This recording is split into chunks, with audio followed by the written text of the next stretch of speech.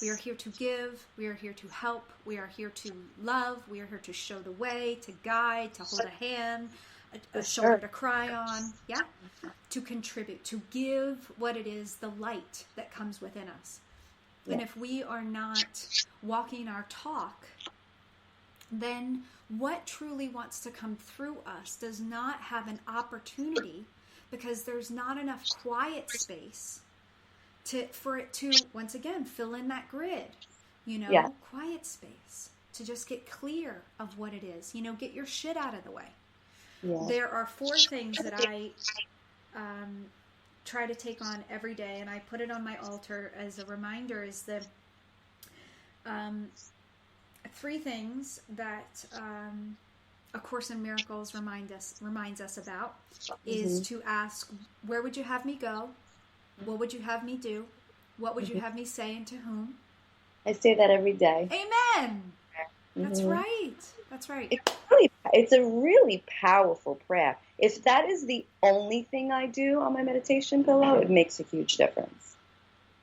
Yeah. Absolutely. Absolutely. Because it puts you in the consciousness of, I am here to contribute, and I am worthy of contributing, and that the contribution that needs to come through me, there is an outlet for it. There's a place for it. I don't know for you in your journey, but for a very long time, I did not feel that there was a place for my medicine in this world. I really felt like it's not safe to share who you are, who I am. Right. And hanging on to the very real, very clear wisdom that there is a place for every purpose. There's a time and place for every purpose under heaven. Reminds me that, you and I and every medicine person has an outlet, has a place to put their gifts, has a place to put their contribution in a lovely, graceful way if we hold it appropriately. Yes, I agree. And that changed my life. Absolutely. Yeah. Well, I think that from what I hear, it's about vulnerability as well, which is just to get vulnerable and be who you are, is a big part of spirituality. Tell me how you do that. I think you just have to strive to be authentic, just to be, it's, I like to say, feel the fear and do it anyway. So it's like there's a fear to be vulnerable, and there's a fear to be authentic, because we live in this reality TV world, and how it's interesting because we have this time and age. It's so, people are so much more awake, and at the same time, it's all this phoniness in this reality TV world. Like at the same time, it's powerful. Do you know what I mean? I sure do. There is a massive schism between the realness that is really happening within us and the world of entertainment. Yes. That people are believing is real. Yeah, and it's not. It's absolutely not. We need to stop looking at our TVs. We really, really do. We need to remember that entertainment is entertainment. Yeah. And not reality. Yes. I really do. There is a schism there. And this is the medicine that's coming on board for me, that I am being asked to contribute to a group of medicine people called the Master Healers, which is up and coming now through Tiffany Carroll. And we've been working through this new paradigm of, what does the new medicine look like? And this is a part of it. It is a place where we allow ourselves to utilize our past as fuel, vulnerable, raw, real fuel to say, this happened to me. Mm-hmm. This is how it manifested in my life. Or this is what I did, and this is how it manifested in my life. And this is what I chose as a result of it. And, this is how I chose to change that. And this is why. And then to use that to offer a safe and authentic, like you said, place for people to choose differently in their lives. Mm-hmm. To see where it is, where the victim mentality just sucks their own energy dry. It sucks their entire lives dry of love, of joy, of passion, of life. And we just get into this black and white life. Yeah. There's no color there. There's no joy. Mm-hmm. Absolutely. Thank you for that. Thank you for that. I feel that you're very right, that there's a very real, I call it on board because I think of the parkway. It's your on and off. You get on the parkway, you get on the highway, you get on the highway of life. It is the real onboarding entrance to the flow. Yeah. Is that vulnerability to just say, this is where I am, and Mm-hmm. this is what is happening, and none of it is wrong, and all of it is real, and this is what I choose. Yeah, beautiful, beautiful. Yay! Oh, that was beautiful. Thank you. So we are 4 weeks out, so we got a couple more weeks of winter. We want to continue to care for ourselves in a beautiful, nurturing way, so that we can continue to be comfortable with the stillness, but also have ourselves, opening a little bit to the springness. Mm-hmm. What do you have for us today? What would you like to share with us today about maybe a self-care ritual or something that you would like to offer the women of the circle here on how to take care of ourselves right now? I can offer something with that has something to do with hair, of course, yes, and of course. And skin. Great. So I actually just got back from New York, and it was beautiful. It snowed a bit. I wasn't there for the snowstorm. It was before that, and I remember every day when I would walk outside and the cold would hit my skin, and it was like, it felt so good. It was like, it was like, oh, this feels good. Of course, as the day went by, if I stayed outside for a long period of time, then I was like, oh my God, this sucks. It's cold.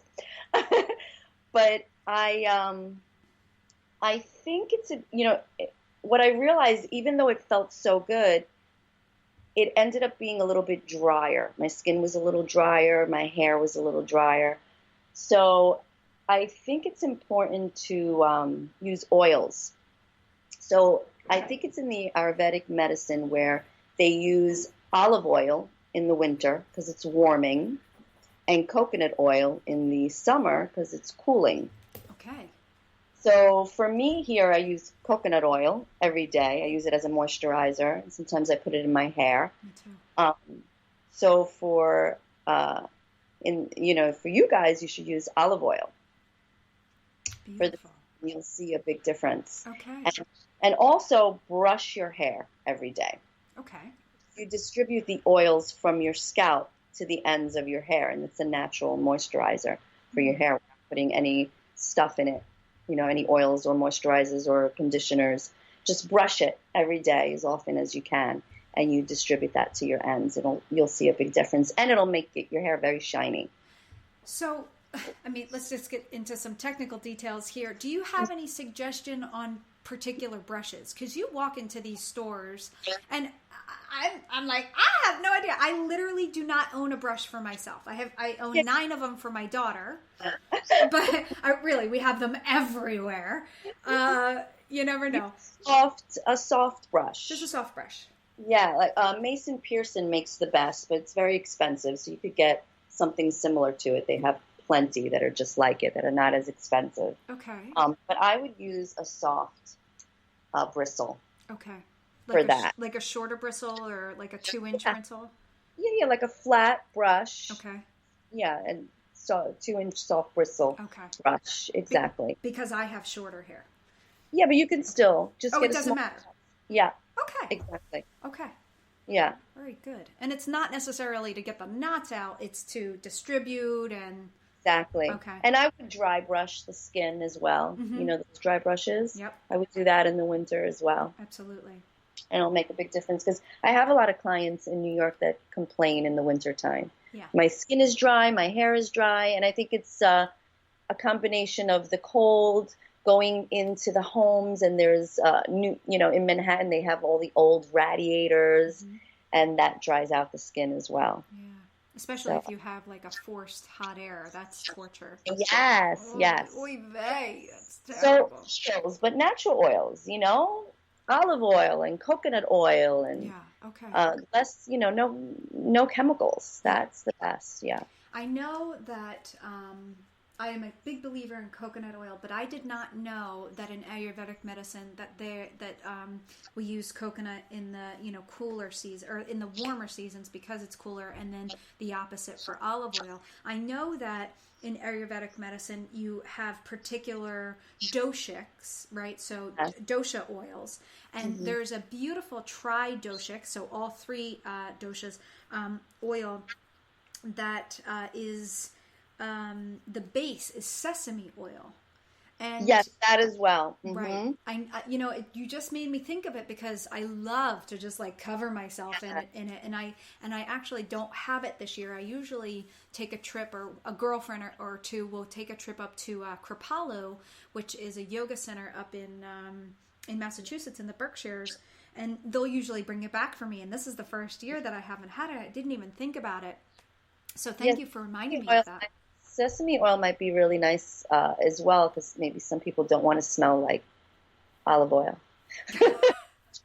like salad. Right. And I think sesame oil doesn't really have a scent, if I'm correct. To me, it does. The one that they, the tri-doshik oil that I get, it definitely has a sesame oil taste, smell, because it is a roasted.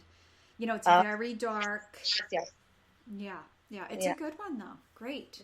And I just wanted to remind our ladies, if we are dry brushing, we go from all the way out to all the way in. You want to bring towards the heart, so that you're not going against your lymphatic system. You're actually helping your lymphatic system do that work. Yeah. Little FYI. Beautiful. And thank you for that. Do you have any other tips or tricks that you would like to share with our ladies? No, I think that one's a big one. I think they'll enjoy that. Yeah. It'll make a huge difference for them, especially in the winter. I love that. Thank you so much for that. The one that came for me this winter that I'm hanging on to is we were up after Christmas. We were up in Saranac Lake, and we went into this little boutique-y place, and they had the most beautiful smelling and just super pure soaps. And I never buy special fancy artisan soaps. I just don't. I'd rather just, I don't know, throw coconut oil on myself and call it a day. I'll use a soap, but I'll use like a peppermint castor oil, the Dr. Bonners or whatever. But this soap was just miraculous, and I just loved smelling it all throughout the winter. It absolutely made my bathroom smell like roses. I mean, but it like a beautiful rose smell, not just like some crap you get off the shelf, like a fake rose smell. It was beautiful. So it enlivened me this winter. It I don't know, it brought joy. Yes, that's important. That's how you have to feel. That's how you should feel with Absolutely. anything you put on your body or you use, right? It's important. Absolutely. Absolutely. So that is my favorite takeaway at this point.